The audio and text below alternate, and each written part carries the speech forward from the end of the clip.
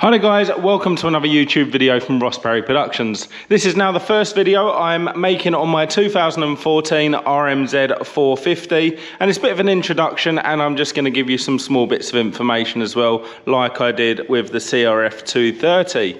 So in this video I'm going to show you where the VIN number is, and I'm going to show you where the engine number is. Now you need these for a few reasons, but mainly if you're ordering parts and you need to know exactly which bike you've got. So this is how I found out that I've got a 2014 model, and I'll run through the coding in just a second. So we'll look at the VIN number first. So what we're going to do is just get the bike up somewhere safe. I've actually got mine on a centre stand there, but you can lean it up against something if you want.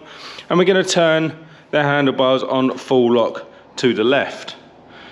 Now you'll see at the front you are going to need an 8mm spanner or socket for this, and I'm just going to go ahead and undo this bolt there, nice and easy.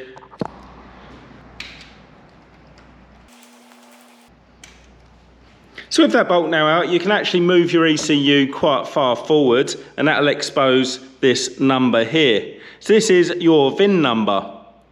Now what you're looking for, if you want to look at the year, it's the L number there. So this is L4, which is telling me that it's 2014. But what I'll do is I'll put a link down in the description so you can actually see what yours is by decoding the VIN number. So that is your VIN number there. So I'm just going to go ahead and put this bolt back in. And for the engine number, we're obviously going to be looking down at the engine and staying on the right hand side. We're going to open up our kickstart fully and looking just above the oil filler cap and the other side of the gasket there is our long number. So again, mine starts with L4, which tells me it's a 2014 engine, and that matches the frame, or the year at least. So there we go, that's my first video on my 2014 Suzuki RMZ 450.